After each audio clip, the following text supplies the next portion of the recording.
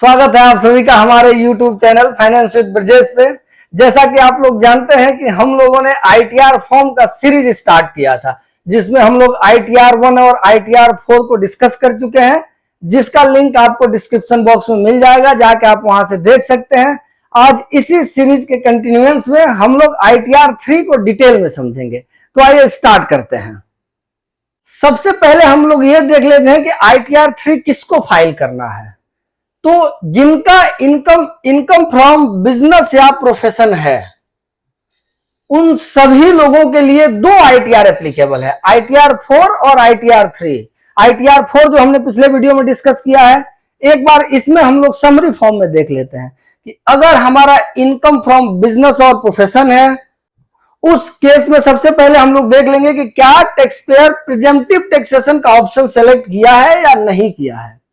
अगर उसने प्रिजेम्पटिव टैक्सेशन का ऑप्शन सेलेक्ट किया है तो उसको किसी प्रकार का कोई बुक्स ऑफ अकाउंट बनाने की आवश्यकता नहीं है और वो अपना ITR 4 फाइल कर सकता है।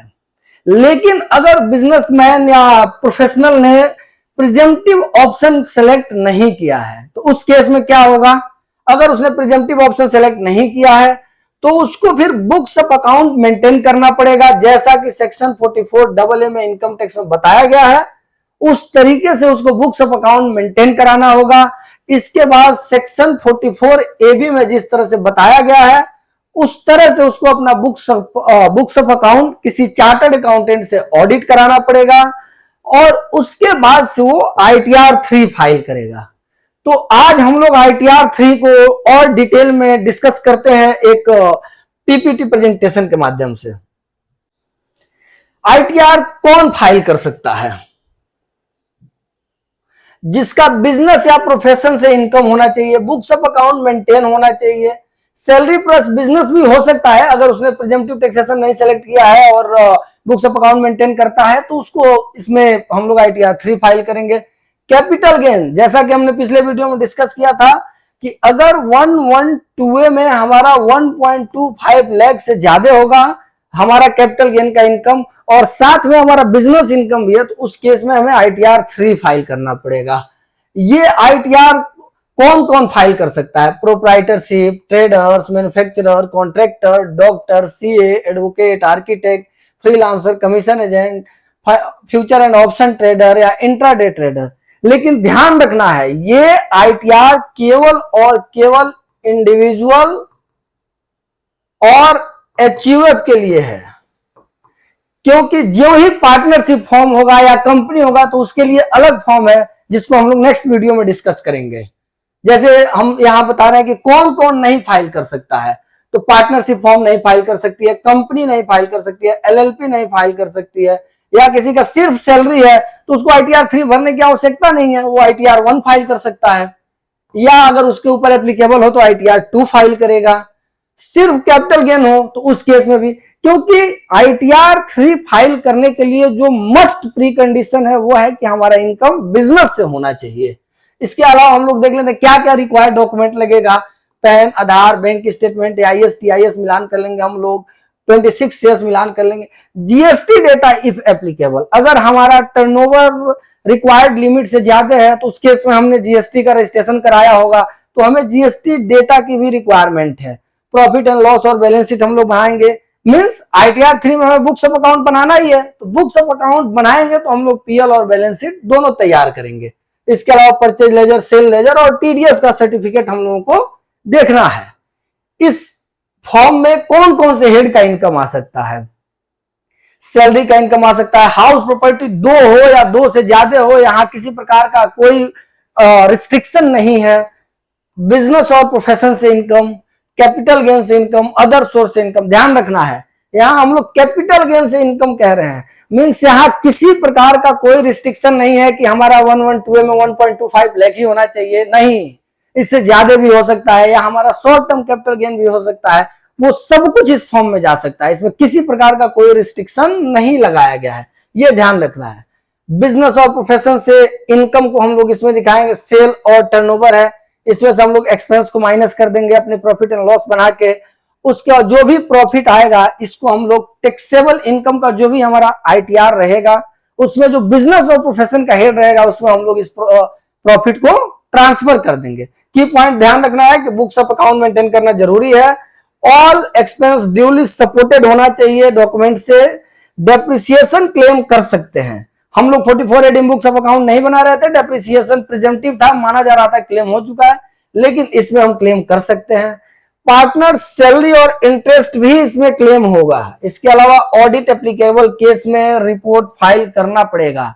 अगर हमारा ऑडिट एप्लीकेबल नहीं है तो भी बुक्स ऑफ अकाउंट बना के 44AA में और हम ITR 3 फाइल कर देंगे। अगर ऑडिट एप्लीकेबल होगा तो बुक्स ऑफ अकाउंट बनाएंगे और बुक्स ऑफ अकाउंट बनाने के बाद से चार्टर्ड अकाउंटेंट से ऑडिट कराएंगे, उसके बाद से हम लोग ITR 3 फाइल करेंगे। बैलेंस शीट और प्रॉफिट एंड लॉस, इसके लिए भी हम लोगों ने एक डिटेल वीडियो बना रखा है जिसका लिंक मैं डिस्क्रिप्शन बॉक्स में दे दूंगा, जहां से आपको जाके बैलेंस शीट और प्रॉफिट एंड लॉस को डिटेल में समझ लेना है। कैपिटल गेन, इसमें short term capital gain as well as long term capital gain दोनों ही जा सकता है। इसमें किसी प्रकार का कोई रिस्ट्रिक्शन नहीं है, ये ध्यान रखना है। टैक्स का कैलकुलेशन कैसे होगा, इनकम हेड्स हम देख लेंगे, सभी इनकम हेड्स को एक साथ जोड़ेंगे, हमारा ग्रॉस टोटल इनकम आ जाएगा। उसमें से हम लोग डिडक्शन को माइनस करेंगे, हमारा टैक्सेबल इनकम आ जाएगा। उस पर जो भी टैक्स की लायबिलिटी होगी कैलकुलेट करेंगे। उसमें से हम लोग TDS TCS के क्रेडिट को माइनस कर देंगे।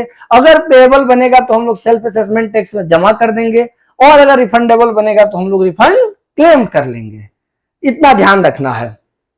कुछ कॉमन मिस्टेक्स है जिससे हमको बचना है, जैसे AIS इग्नोर नहीं करना है, 26 ईयर्स मैच ना करना, गलत बैंक अकाउंट मेंशन करना, GST डाटा मिसमैच नहीं होना चाहिए, डेप्रिसिएशन गलत नहीं क्लेम करना है, PL बैलेंस शीट मिसमैच नहीं होना चाहिए और ऐसा एक्सपेंस कोई क्लेम नहीं करना है जिसके सपोर्टिंग में हमारे पास बिल्स ना हो, इनवॉइस ना हो। ड्यू डेट क्या है ध्यान रखते हैं हम लोग। अगर नॉन ऑडिट केस है और बिजनेसमैन का केस है तो उस केस में 31 अगस्त ड्यू डेट है। अगर ऑडिटेड केस है तो 31 अक्टूबर डेट है। बिलेटेड रिटर्न का डेट हमारा 31 दिसंबर है और रिवाइज रिटर्न का डेट हमारा 31 मार्च है। लेकिन ध्यान रखना है, रिवाइज रिटर्न और बिलेटेड रिटर्न में लेट फीस लगेगा, जो मैं यहां आपको बता देता हूं कि अगर आपका इनकम 5 लाख से नीचे है और आप ड्यू डेट के बाद फाइल करते हैं और बिलेटेड रिटर्न के डेट तक फाइल करते हैं तो आपको 1000 रुपए का लेट फीस देना पड़ेगा। अगर आपका इनकम 5 लाख से ज्यादा है और बिलेटेड रिटर्न के डेट तक आप रिटर्न फाइल करते हैं और 139(1) के ड्यू डेट के बाद फाइल करते हैं तो आपको 5000 रुपए का लेट फीस देना पड़ेगा। और अगर आप रिवाइज रिटर्न करते हैं और बिलेटेड रिटर्न के डेट के बाद करते हैं, मींस जैसा कि आप जानते हैं कि बिलेटेड रिटर्न और ओरिजिनल रिटर्न दोनों ही रिवाइज हो सकता है, लेकिन अगर ड्यू डेट के बाद करते हैं तो उस केस में क्या है कि बिलेटेड रिटर्न के डेट तक 5000 का लेट फीस है और बिलेटेड रिटर्न के डेट के बाद 31 मार्च तक आपको 10,000 रुपए का लेट फीस भरना पड़ेगा। ये ध्यान रखना है।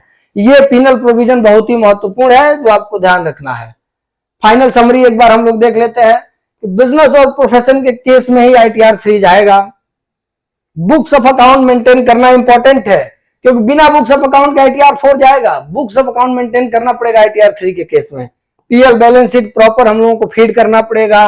AIS TIS और TDS का रिकंसिलेशन कर लेना है। रिटर्न फाइल करने से पहले कंप्लीट वेरिफिकेशन कर लेना है, ऐसा ना हो कि कुछ हमसे छूट जाए। ये सब चीजें ध्यान रखना है। और दो तीन सेक्शन और जो महत्वपूर्ण है वो है 234A, 234B और 234C। ये इंटरेस्ट का प्रोविजन है। अगर आप अब ड्यू डेट, जो कुछ एडवांस टैक्स का ड्यू डेट बनाया गया है, जैसे 15 जून, 15 सितंबर, 15 दिसंबर और 15 मार्च, 15 मार्च तक जो भी आपकी टैक्स लायबिलिटी बनती है उसका 90% तक जमा कर देना है। एडवांस टैक्स का स्लैब होता है 15, 30, 30, 25, मीन्स 15% तक आपको 15 जून तक जमा कर देना है, 45% तक आपको 15 सितंबर तक जमा कर देना है, 75% तक आपको 15 दिसंबर तक और 100% 15 मार्च तक। लेकिन अगर आप 90% तक नहीं जमा करते हैं तो एडवांस टैक्स के इंटरेस्ट की भी आपके ऊपर लायबिलिटी ड्यू हो जाएगी।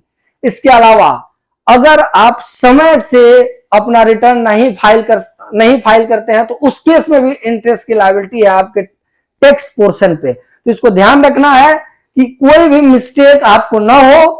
और ITR 3 में मुझे लगता है किसी प्रकार का कोई कंफ्यूजन नहीं होगा। अगर कोई भी कंफ्यूजन रहता है तो हमें कमेंट बॉक्स में जरूर बताएं। Thank you.